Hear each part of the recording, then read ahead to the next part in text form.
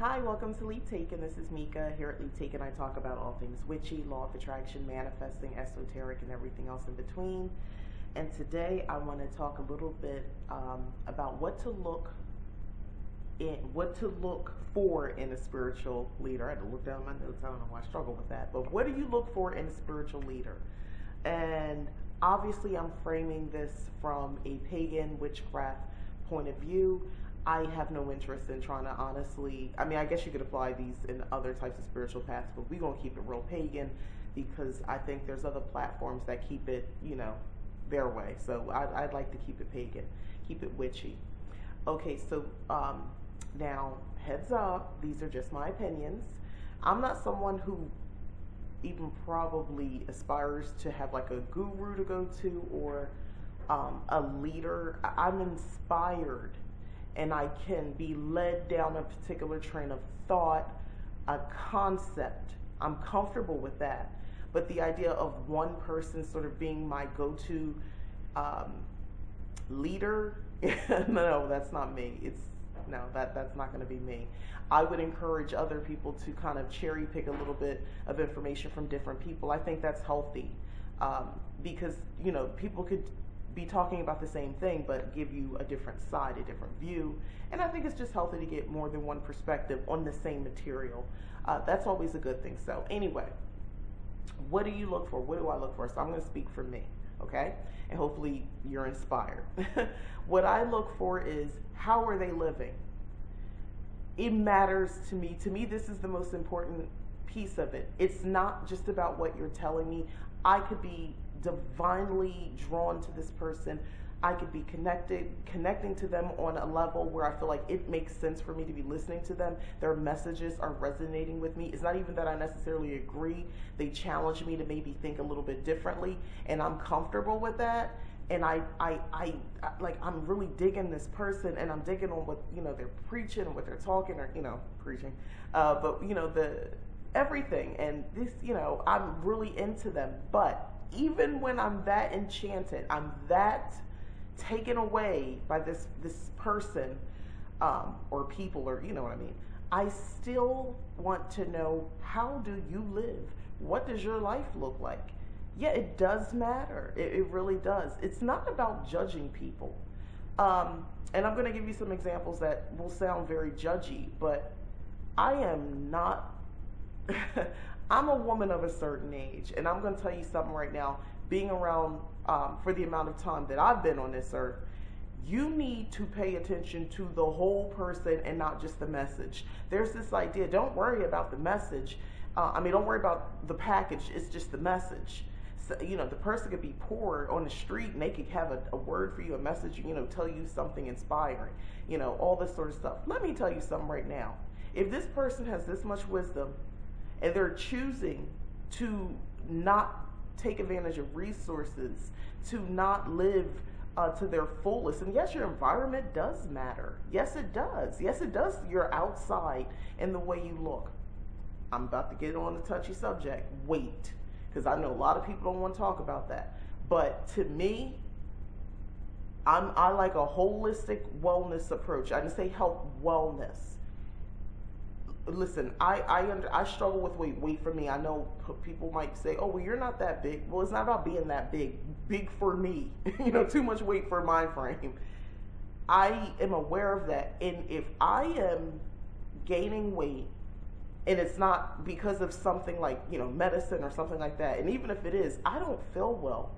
I don't feel well spiritually. I don't feel well mentally. That will affect me. That affects any sort of messaging or anything I'm talking about. And if I was to be in that place, the type of videos that I would be doing here would be addressing how I feel and how I'm digging myself out of this feeling or this situation that I'm in about my weight, how to still kind of love and accept myself, but at the same time challenge myself to be better, the better version of me. I wouldn't just leave it there on, well, this is who I am. And, accept me, listen to my message, don't worry about what I look like. You are not a balanced person if you are seriously overweight. Let's just be real. Guys, listen.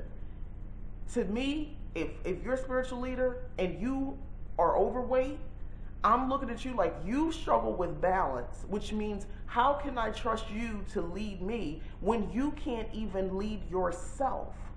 The next thing is people with we're humans. We're not perfect all the time. The way we act is not always on the same level. You know, we don't all vibe the same, just us individually, every day the same way. Sometimes we have low vibrational moments, sometimes we're vibing high, sometimes we're just neutral. Sometimes it goes quickly from one extreme to the other because we are complex beings, right? I think we all understand that and can accept that. For me, the problem is, in a spiritual leader, I need you to be grounded more often than not. I need you to tell me, the whole point is you're supposed to be telling me how to get to that point, how to be a little bit more grounded. Doesn't mean you don't hurt, doesn't mean you don't act out, doesn't mean you don't get angry and you express it. I would expect that. I would expect my spiritual leader to show that and then show how they can pull it together afterwards, or you know, how they use that as a teachable moment even for themselves. I'm looking for that. I'm not looking for someone who is petty, reacts to the, you know, it's really quick to get a reaction out of them, good or bad. And I just, you know, I feel like you need to be a little bit more balanced and grounded, which goes into the next thing. You know, what, speaking of how they're living, you know, what's going on if you are, and we're going to go into this a little bit more. I see a lot of people who are, you know, marketing themselves as wise, knowledgeable witches, right?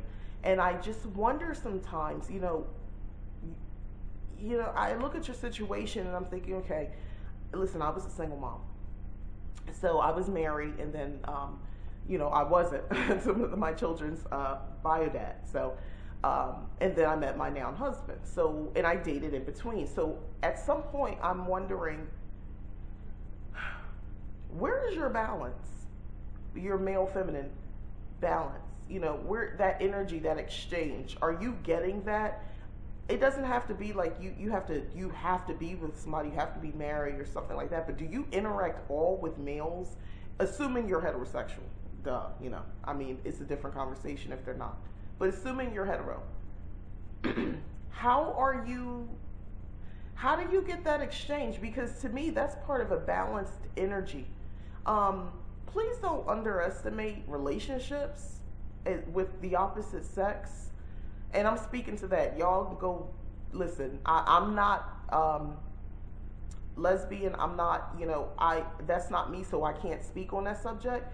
You know, probably find somebody else who could go into that. But I'm talking specifically about those who profess, you know, that they're, you know, heterosexual. So if you are, or straight, you know, what do they call it? Cisgen? I don't know. I don't got time for all these terms. Y'all know what I'm talking about. Anyway, I'm just saying that exchange of energy between male, female, that dynamic helps to keep a level of balance in our lives as women, in my opinion. And I think also for men, well, as people, it's a balance. And if you are in my spiritual leader, I'm looking for them to have a healthy interaction sometime. I'm not saying you got to be married, but I'm expecting you to have at least had some interaction. And it's not necessarily sexual, but just a relationship of sorts with males. If your whole crew, including your family and everybody else, is all women, and that's not my life, you know, I have a son, I have a husband, you know, I have a father. You know, it does matter because you're bringing that energy into your teachings. Let me tell you something. If you think that your spiritual leader's diet doesn't count, their relationships don't count, where they live, how they live, their sleeping habits don't count, all this goes into them being an effective spiritual leader. It doesn't mean perfection. In most cases, those people will let you know, yeah, I'm struggling right now with this. This is what I'm struggling. And it's, to me, motivating to see someone who is struggling with an issue, you know, an aspect, you know, not getting enough sleep or not having enough male-female dynamic in their life relationships. And that's something they're working on because you're watching in real time the teachings, what they know, their philosophy. you're watching it in real time, so you could be inspired.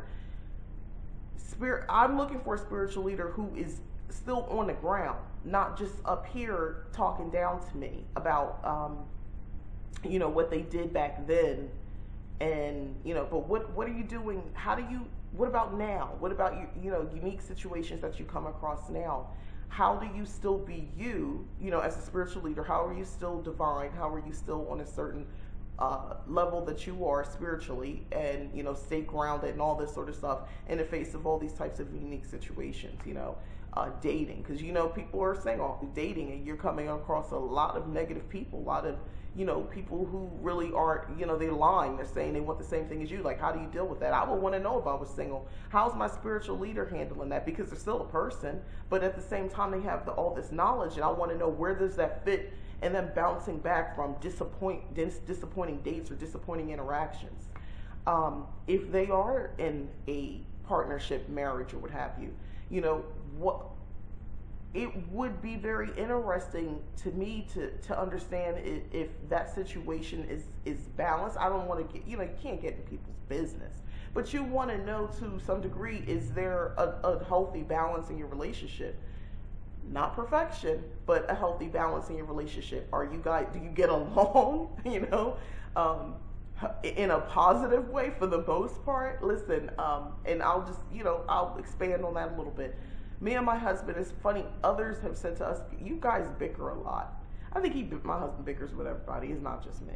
He bickers with the kids. He'll bicker. If you're his friend, he'll find a way to he goes back and forth. It's this thing, not my favorite aspect of who he is. I can't make him change. He's got 100,000 qualities that make him, that I love so much more. So this is just one of the little things that, if I could tweak, I would tweak it. But, that's who he is. He likes, I think he's one of those people who, when he was a little boy, he would go around pulling girls' ponytails or something like that and then run. Like, to me, I don't know. The basis of that just grew up, but it's still there. He still messes with me. I think for fun, personally, for entertainment. And now that we're on quarantine, I'm pretty much sure it's for his own personal entertainment. So, if you were to look at the situation, you'd be like, oh, y'all play, or I would say he plays too much, but you might look, because then I'm reacting. So it would look like, it's like, do they get along? Now, it gratefully doesn't get to the point where it's knockdown, drag out, like an argument or fight or anything like that. Well, unless somebody's going through something and you messing with them, then maybe it could turn into that. But the point is, those are just dynamics in relationships. I could be talking about a sister or brother having the same thing. I could be talking about a friend, same thing, you're stuck in a house with them. You know what I mean? These are just the things that happen sometimes in relationships. As a spiritual leader, I do want to have an idea that you know how to kind of get through those interactions and everything isn't a big deal, or you're not overreacting to things. I want to have some idea that that, because here's why. If I'm coming to you and as a spiritual leader, I'm romantically involved with someone, it's not even about having problems. I want to celebrate our love. We want to do, some sort of ceremony or ritual. We're into it. Let's say my husband's into it, and, I'm coming to you. You need to have the right energy working with us as far as ritual. You need to be able to, and when I mean the right energy, I mean balanced, fair energy. I can't have you, the energy where you're really not into, you got an issue with men. You might have an issue with experience or being in a space of experiencing other people and the way they express love, because maybe it's not the way you're comfortable expressing love. You get what I'm saying? Like, that stuff matters, because a spiritual leader is somebody you have a personal relationship, hopefully. So, or someone you have access to. I don't mean spiritual leader that, is a YouTube person and you just listen to them. That's not what I'm talking about. Or maybe I am. But in this case, I'm talking about somebody you actually have access to. You're going to want to know that they get it. You know what I mean? They get you. They get that this is a type of relationship that you are flourishing in, that you're good with, and the guy is also, somebody, they're picking up on his energy, but not in a judgmental, scrutinizing way, but in a way where they're just like, oh, okay, I'm seeing these two people together, and, they work on a ritual with you or what have you. And I'm kind of just going into this crazy example, but hopefully you understand where I'm going with this. You want someone who just has a balanced approach to male-female dynamic, because they have their own experiences in their own life. The other thing that I would just say, as far as looking for a spiritual leader, is their finances. Yup. It matters to me. I'm not looking for you to be rich. I'm not looking for you to be wealthy. I'm not looking for you to necessarily have more than me or at me. It's not about that. But what you have, it's an abundance to them, because we all have different ideas of what's wealth and what's abundance. One of my things that I like to do is I like to watch cleaning videos, right? That's the thing, by the way, on YouTube. One, it motivates me to clean my space. And two, I like looking at people's houses. I love home decor. I like when people do house tours of their houses, like, your regular schmegular people do house tours and things like that. So those cleaning videos, you kind of get an insight into how people are living. And I get ideas about decorating, whatever. So one of the things that I get a kick out of is when I'm watching those videos is what we all think, or what I think is maybe living well. The other person feels like, no, I'm solidly middle class. Like, I'm, this is just enough. We're doing okay. We're not doing great. We're doing okay. And I'm like, wow, they look like they're doing really well. And then other people, I would look like, wow, hopefully, you're thinking, oh, okay, they're doing the best with what they have, and you're thinking maybe they don't have much, and have very much. But meanwhile, they're like, oh yeah, this is so much better for what we upgraded from. And you're like, wow, it's just very interesting on, because the videos I watch, not everybody's even in this country. Some people are, a couple, at least two women that I watched their cleaning videos, they were in Africa. So it's in two vastly different homes in different ways.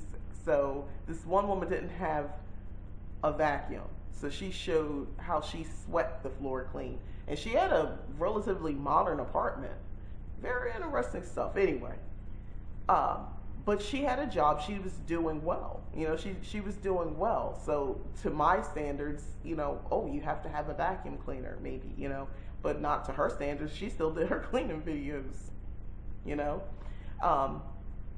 none of us are wrong. It just is.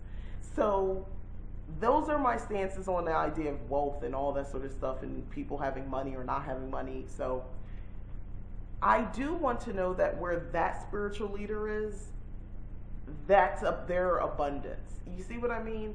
Not necessarily my standards, but theirs. If they are in a place, because if lack of money is it can preoccupy you. It can distract you.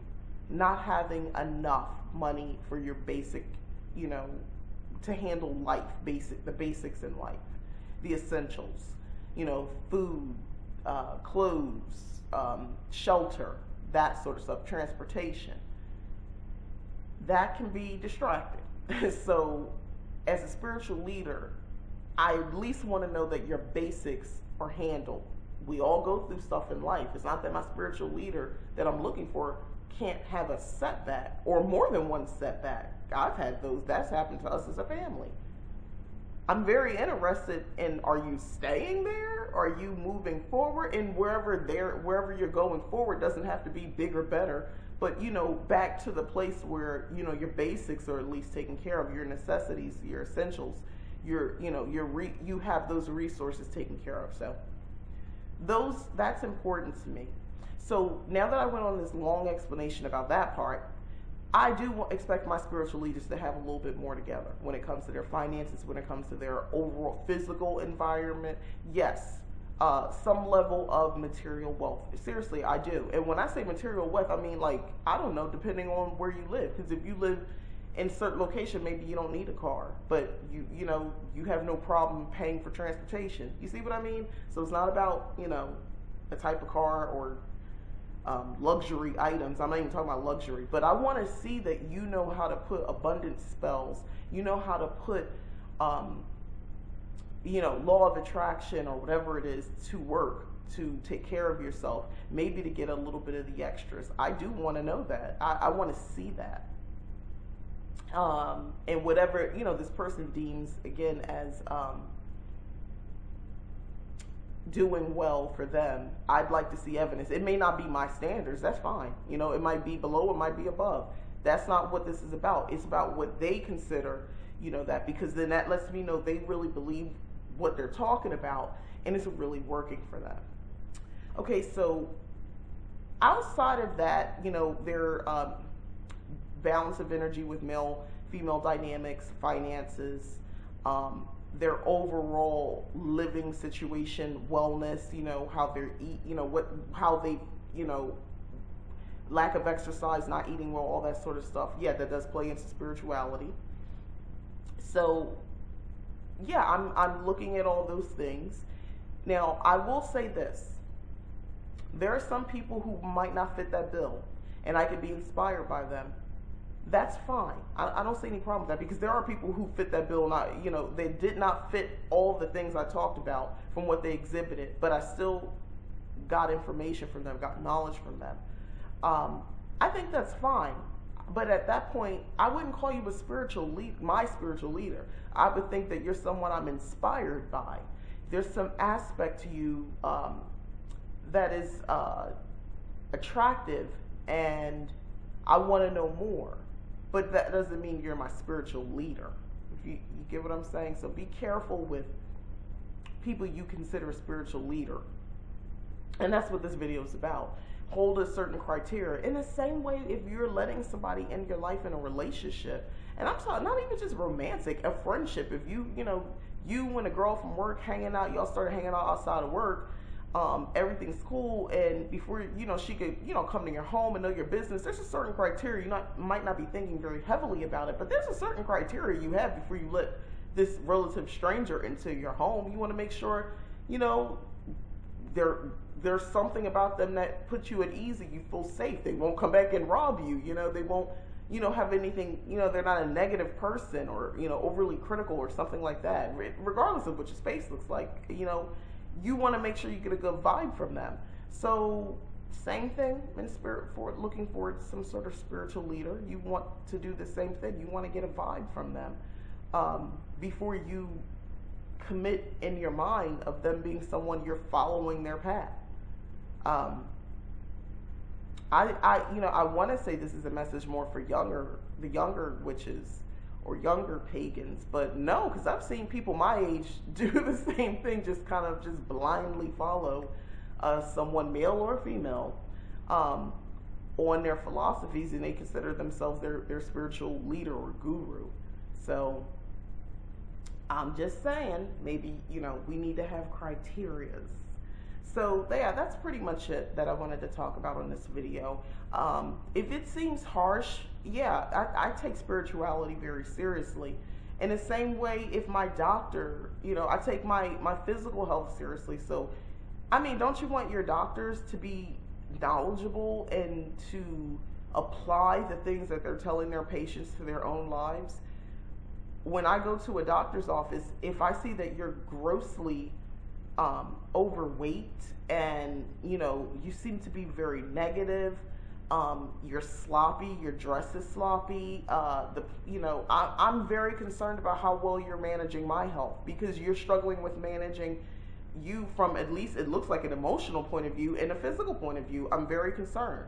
Of course, things might be, you don't know what's happening in that doctor's life. You don't know what's going on with them. No, I don't know. I'm not supposed to know all of that. That's for them to manage. And guess what? It does matter to me. So even if they are going through something, maybe I don't need to go to that doctor during that time frame because they're going through something. Listen, we can allow people grace by leaving them alone. It doesn't necessarily why they go through something. Don't put yourself in harm's way because you feel bad for somebody. You feel bad because of their situation, and you don't want to come across as, being judgmental. Be judgmental. Guard your spirit, your spiritual path. Guard your health. It's a personal journey. It's okay for you to be picky. It's okay for you to guard that energy.